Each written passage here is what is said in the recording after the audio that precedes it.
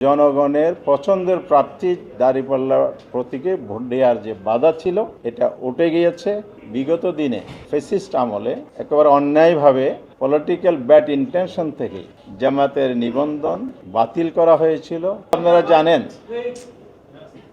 গতকাল আমাদের নিবন্ধন এবং প্রতীক আদালতের আদেশের প্রেক্ষিতে ইলেকশন কমিশন বাস্তবায়ন করে একটি গ্যাজেট প্রকাশিত করেছে।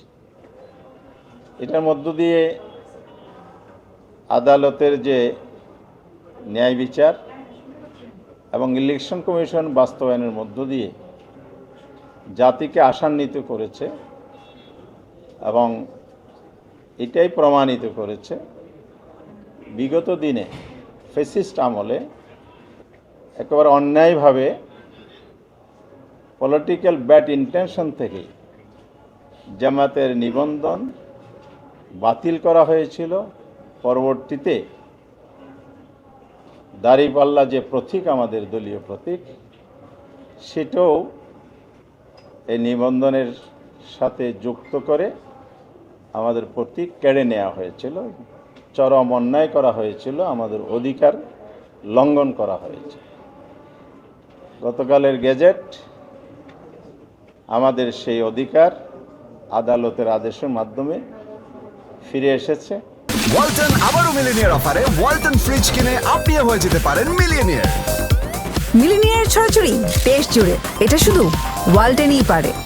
এবং দেশে ন্যায় বিচার প্রতিষ্ঠার পথ সুগম হয়েছে এবং বর্তমান সরকার এবং এই ইন্ডিপেন্ডেন্ট ইলেকশন কমিশন এই ক্ষেত্রে আগামী দিনের পথ চলা, গণতন্ত্রের পথে হাঁটা এবং জনগণের যে রক্তের বিনিময়ে গণ অভ্যুত্থান আগস্ট হয়েছিল সেই প্রত্যাশার প্রতিফলন ঘটেছে বলে আমরা মনে করি।